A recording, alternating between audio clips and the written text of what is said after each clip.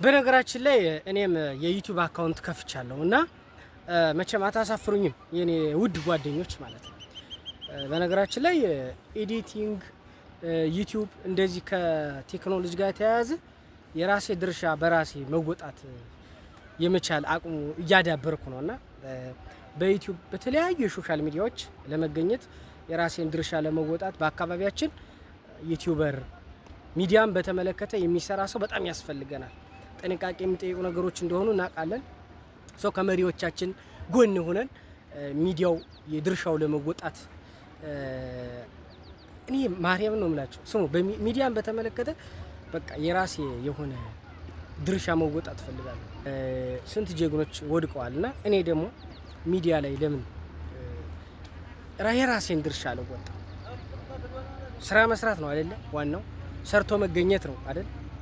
አማራነት በእኛ አካባቢ በነገራችን ላይ የኛ ህዝብ ወርቅ ህዝብ ነው ያለው፣ መመራት የሚችል ህዝብ ነው ያለው እና ሚዲያን በተመለከተ አለውና ሰብስክራይብ አድርጉኝ።